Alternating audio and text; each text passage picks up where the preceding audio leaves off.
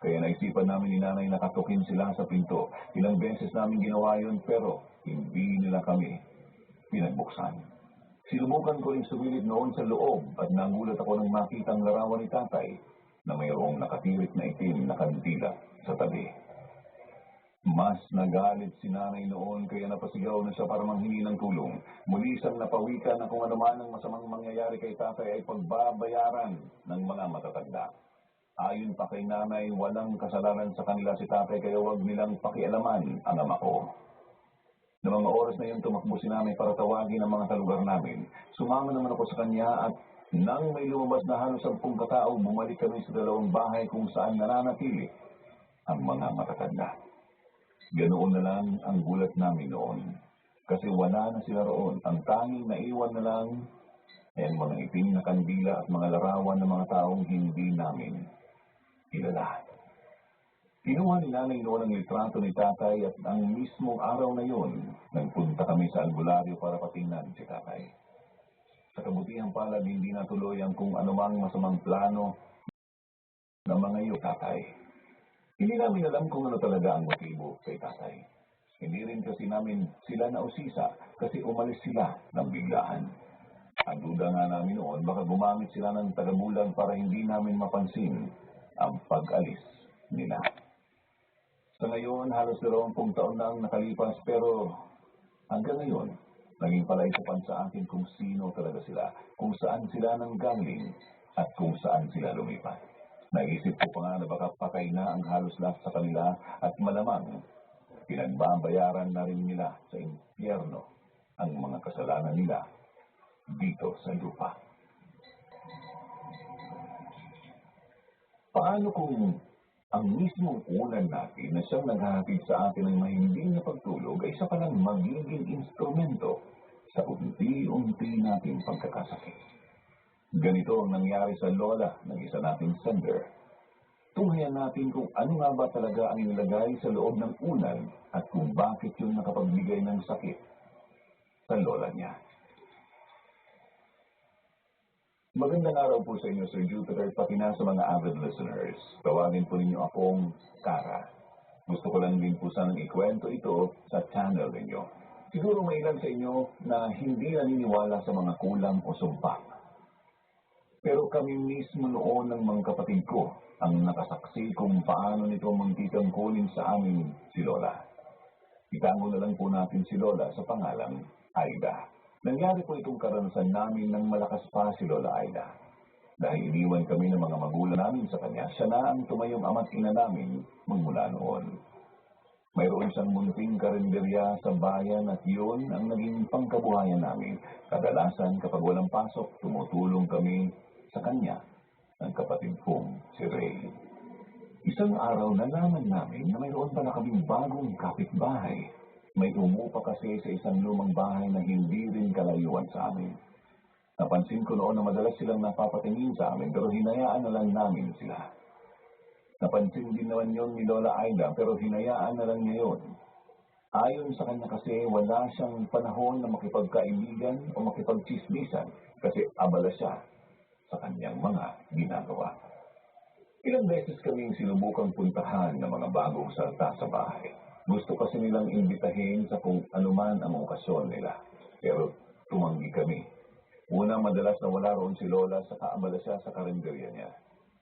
Ikalawa noon, hindi pa namin ganong kilala ang mga bago naming kapitbahay at ikatlo noon ay nalaman namin kung saan sila nanggaling bago pa sila lumipat sa lugar namin. Kung hindi ako nagkakamali, mga nasa 5 beses kami sinubukang imbitahin ng mga yon pero isinantabi ni Lola ang kanilang imbitasyon.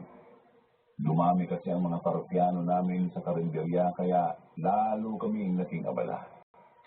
Mabuti na nga lang at bakasyon noon kaya nagagawa namin makatulong kay Lola Aida.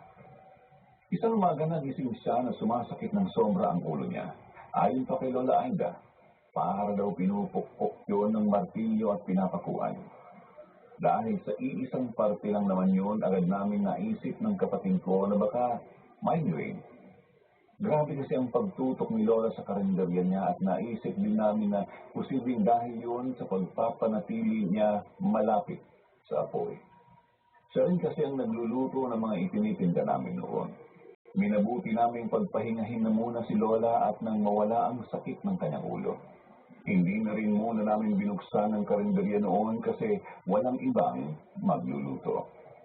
Bandang alas 12 ng tanghali nang pakainin ko si Lola ng pananghalian sa loob ng kwarto. Nasa kalagitnaan na siya noon ng pagkain niya nang may napansin akong kakaiba sa panara ng bintana.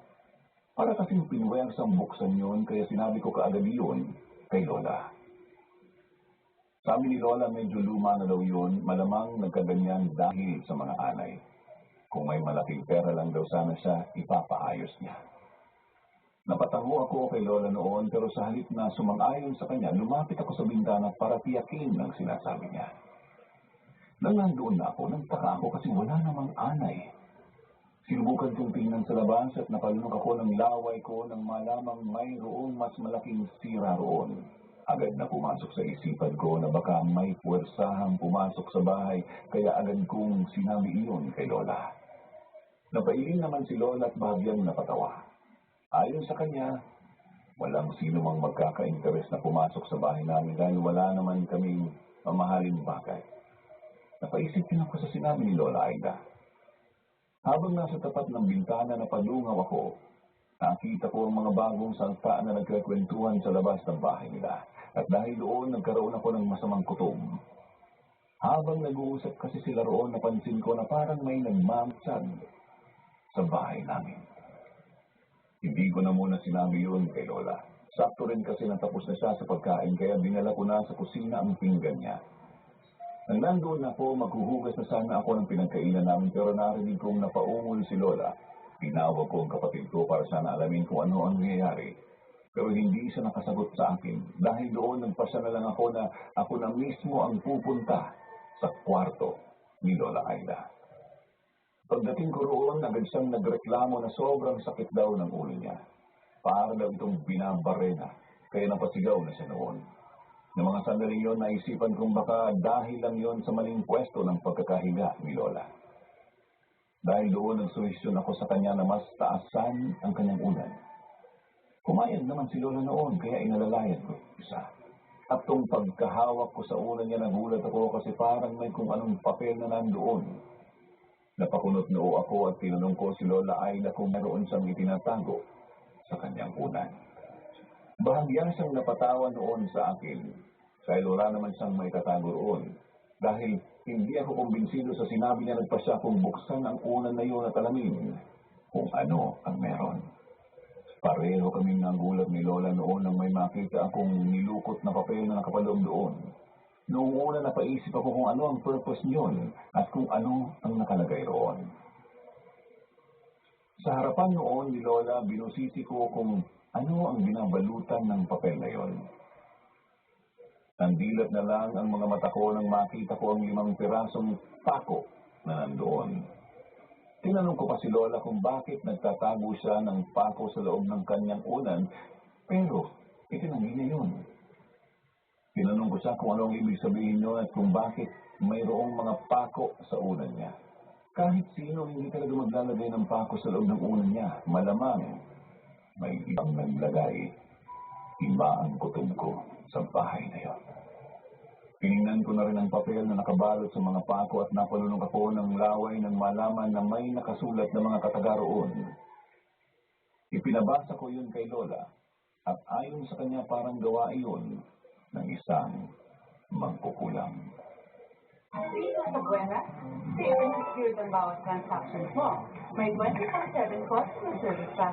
Kaya kung pagiging legit lang ang pag-uusapan, ibuenas na yan!